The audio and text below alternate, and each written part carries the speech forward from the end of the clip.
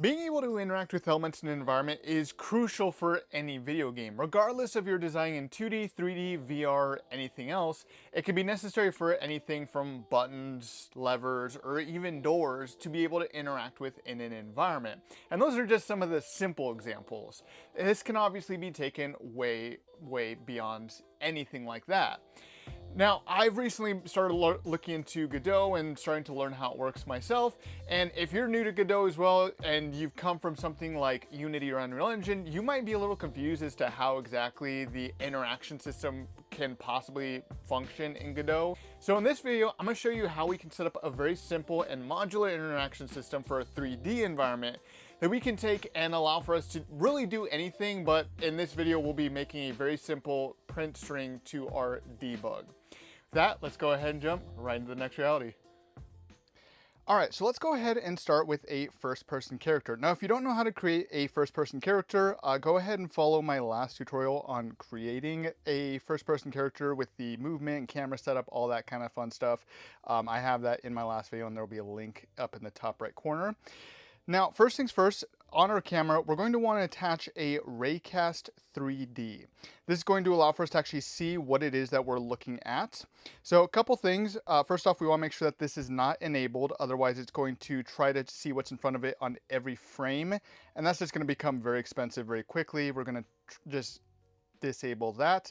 And then we also want to rotate our Raycast so that way it's actually facing the same direction as our camera. Now, if you'd like, you can also increase the range of this Raycast. I'm just going to increase it a little bit here, but you are more than welcome to increase it or decrease it as much as you would like for your use case. So, now that we have this Raycast set up, let's go ahead and create the script for it. So, go ahead and add in a script, and I'm just going to call it very simply interact_ray. This is going to be a nice, easy modular script so we can reuse this for as many different Raycasts as we would like. And this is going to be derived from a Raycast 3D. Make sure that that is the case. And then we are going to export a new variable, and this is just going to be our input key. So this is just going to allow for us to use any input key we would like. We can set it up here in the input map. I'm just going to create one real simple here called interaction. And we can bind this to whatever it is that we want. And basically this script is going to allow for us to take any input that we would like. We can attach the script to another Raycast, tie it to another input key, and just kind of get everything working that way. So go ahead and tie that to your left mouse button. And then up here on the right hand side in the inspector, we're just going to set that input key to interaction. Now, let's go and take out the ready because we really don't need that for this tutorial. And in the process, we're going to do a couple things here. First things first, we are going to want to actually force an update of our Raycast. This is going to allow for us to actually see what our Raycast is currently pointed at. And then we want to actually see if our Raycast is in fact pointed at anything at all. So the is colliding is going to very simply tell us if we are colliding with something.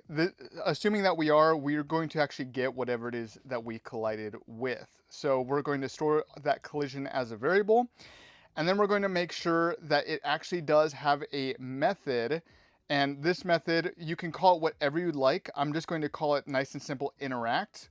Now this method, you want to make sure that you have the exact name of this method because we're basically going to check every script of whatever we hit to see if it actually has this method, and if it does, we'll interact with it. And then we'll go and call that method. I did forget one quick thing here. We actually want to make sure that the input key was actually pressed, and we actually want to make sure it was just pressed. That's just going to tell us that our key was in fact just pressed and it's not being held down or anything like that.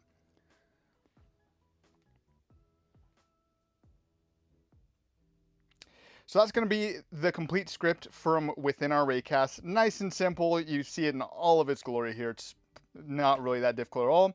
Now it's going to create our interactable object. So I'm going to create a new folder here. We're just going to call it interaction.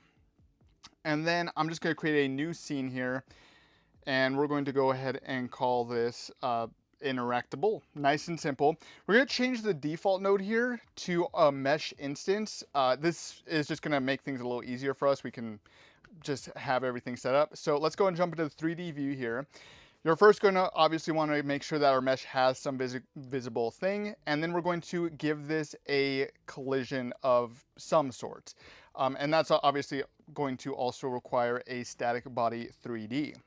Now, when we raycast, we're actually going to get the static body 3D itself, not the mesh. So we want to make sure that this script is going to be attached to our static body 3D itself. You'll see that real simple. We'll have our script here, make sure it's attached to that static body 3D. And then all we really need to do is make sure that we have a func. Make sure we name that func the same exact name as we named our method in the first script. So it's going to be interact in this case, and then we'll keep things nice and simple. We'll just print, hey, you know, we've actually hit something.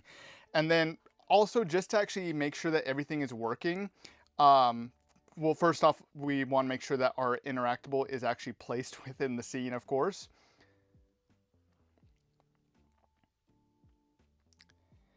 But second thing I'm also going to do is I'm going to go and jump into that first script, and I'm just going to add in a couple more debugs. You don't have to follow this part necessarily, but we're just going to attach a couple more debugs just to see if we didn't hit something, or if we did hit something and it's simply not interactable. This is just going to make things a little easier for debugging in case we end up coming across something that for some reason isn't working. We can see if maybe we accidentally mislabeled the function in our interactable object. We can see if maybe our raycast isn't hitting it for some reason. There's a lot of different things that can possibly go on. So now if we go ahead and jump into the scene, we can see here we have our interactable. If we're pointed out into space, there's nothing there. If we look at our cube, we are in fact hitting something interactable. And if we look down at the floor, it's going to say that we are hitting something, it's just not interactable. And it's as simple as that.